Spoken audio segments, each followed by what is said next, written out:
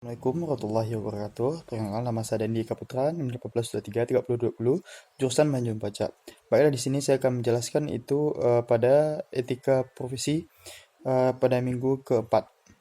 Ya, yang pertama itu ada etika umum, adalah etika yang berkenaan dengan normal dan nilai moral, kondisi-kondisi didasarkan bagi kemanusiaan untuk bertindak secara etis, bagaimana manusia mengambil keputusan etis, teori-teori etika lembaga-lembaga normatif.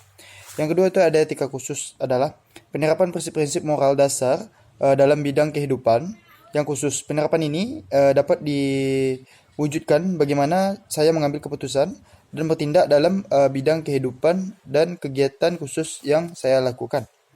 Yang ketiga itu adalah etika khusus menjadi dua bagian. Yang pertama etika individual, yaitu bentuk etika yang menyangkut kewajiban dan sikap manusia terhadap dirinya sendiri. Yang B-nya itu etika sosial, yaitu bentuk etika berfokus kepada kewajiban, sikap dan pola perilaku manusia sebagai anggota masyarakat.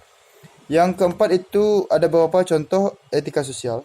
Yang pertama etika profesi, yaitu acuan perilaku perseorangan atau koperasi yang dianggap harus diikuti perilaku aktivitas profesional. Yang B-nya itu ada etika politik, adalah moral tentang dimensi politik, kehidupan manusia atau cabang filsafat yang membahas prinsip-prinsip moralitas politik. Dengan kata lain, etika politik merupakan prinsip moral tentang baik buruk dalam bertindak atau perilaku dalam berpolitik. Yang C-nya itu ada etika keluarga, adalah sikap atau perilaku yang baik dalam hubungan keluarga, baik antara suami dengan istri maupun anak dengan orang tua atau sebaliknya. D. Etika ideologi adalah sebuah teori tentang tingkah laku perbuatan manusia yang mempelajari tentang keyakinan, hal-hal ideal, filosofi, ekonomi, politis, dan sosial untuk tercapainya suatu tujuan. Yang kelima itu adalah pengertian profesi. Pengertian profesi adalah kata serapan dalam sebuah kata dalam bahasa Inggris, profes, yang dalam bahasa Yunani adalah profeius, yang bermakna janji untuk memenuhi kewajiban melakukan suatu tugas khusus secara tetap.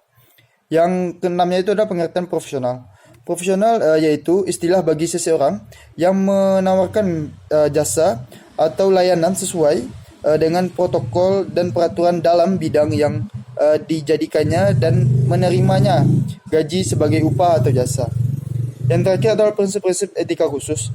Yang A-nya itu adalah prinsip tanggung jawab, B prinsip keadilan, C prinsip otonomi, D prinsip integritas moral. Baiklah, mungkin cuma itu yang dapat saya bahas. Kalau ada kata salah, saya sudahi. Assalamualaikum warahmatullahi wabarakatuh.